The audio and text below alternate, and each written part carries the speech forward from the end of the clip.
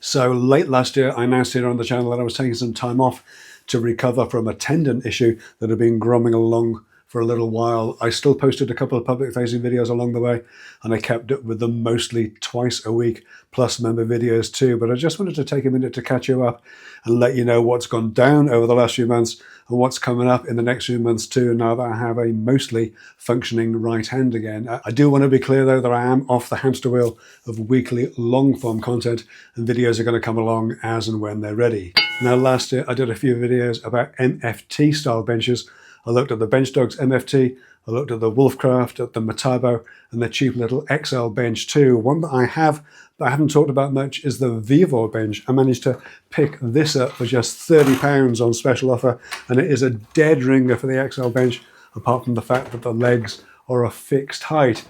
I used this earlier in the year when I needed a small bench to throw in the back of the car to do a bit of work at my daughter's place. And I've got to say it was the perfect size for that kind of backyard work and exactly what I needed. The street price for this is about £70, but you can get it for closer to 60 if you shop around. And of course, you can always keep your eyes out for those special offers. I have to say again though, that if these had been available when I was running around in and out of people's houses doing work, then I wouldn't have bothered making my own portable benches, and I've just bought 2 of these. They really are that good. I'm going to be using this one as the basis of a forthcoming bench-related project, so keep your eyes peeled for that one, as it'll be along quite soon. I've had a couple of trips away this year. It was a privilege to be invited down to Axminster Tools for an influencer networking day at their head office recently, and a great opportunity to catch up with a few others in the same business and to meet a few that I hadn't come across before. I travelled down with Keith from Rag & Bone Brown and Matt from Badger Workshop, and it was good to spend a bit of time with them. None of us get out that much, to be honest. It was great to have time to sit down and chat. We had a pretty full day down in Devon with demonstrations of the Axminster lathes, the CNC, the UJK range of tools and accessories, stands for Unique Joinery Knowledge, by the way, so now you know, including their forthcoming new milling motor to go with their router lift. This looked pretty beefy, similar in size and capacity to the AUK one that I have here from Woodworkers Workshop here on the bench. We also had demonstrations of the Axminster own brand rider hand planes, including 2 new ones that will be out very soon, a nice low angle block plane and a bench plane, both bevel up variety, which is interesting. I think the real surprise to us all was how much of the manufacturing Axminster does on site, with a big factory unit close to the head office and store, full of sliding head CNC lathes and mills where they make much of the UJK range of measuring and marking tools, including the very successful Path Guide. And it was a pleasure as well to meet Peter Parfitt, creator of the Path Guide, there too. Axminster also manufacture their own axe caliber bandsaw blades and the chucks and jaws for the lathes too, all in-house. A few short weeks later, it was my privilege to be involved in Trend UK's 70th birthday celebration held at historic Brooklands, and to take part in the Mercedes World AMG experience. As with previous years, it was a very much dealer day for the retailers and dealers to catch up on the latest news and promotions, and Trend were kind enough to include the influencers that they've worked with in the celebrations. Trend are very much promoting themselves these days as being brand agnostic. Of course, they'd love you to have one of their routers, but if you do happen to have a DeWalt or a Bosch, a Metabo or a Festool, say, then Trend will have bits that fit them and work well, or maybe a sub-base that lets you use Trend's full range of guide bushes, for example, on whichever routers you might have. My little Festool table saw takes a bit of an odd-sized blade at 168mm, and not many third parties make blades that size, but Trend do, and I'll be trying out a couple of those just as soon as I'm finished with the grooving blade that's in there right now. Talking of finishing things off, we'll be wrapping up our big build series about the kitchen extension shortly. There's probably only a couple of videos to go on that, but it is fully completed and we're just delighted with how everything's worked out. And while we're here in the kitchen, let me tell you about this week's video sponsor.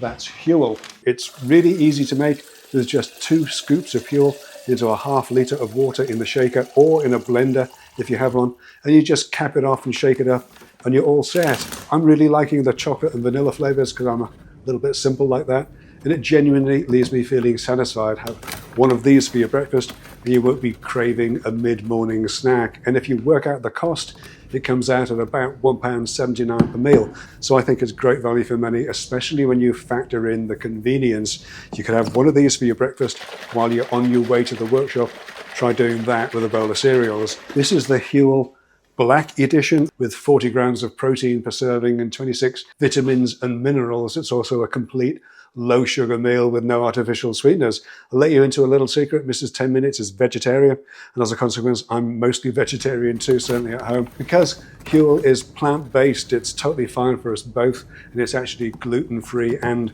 vegan too. If you're not sold already, then every customer receives a free t-shirt and shaker with their first order. And if you use the offer code and the link in the video description, I'll pin it in a comment for you as well. If you use that link and the code, you'll get £10 off your first order, making it even better value too. Thanks so much to Huel for sponsoring this video and for extending that offer to all viewers. So I have the grooving blade running pretty nicely in the little Festool table saw.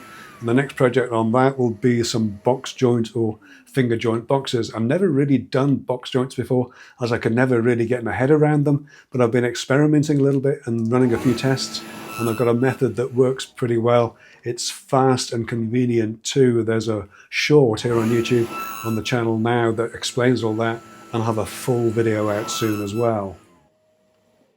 I've bought the Festool MB40 drilling guide, and it's interesting. I'm not totally sold on it as an out-of-the-box solution, but I think there's some untapped potential here with a small accessory that will improve the functionality, and I hope to have that squared away and ready for public consumption soon. As it is though, it seems like quite a pricey option, especially considering the proprietary nature of the drill connections. Festool, of course, I'm sure, will say that they make a system and everything fits in within their system, mostly anyway.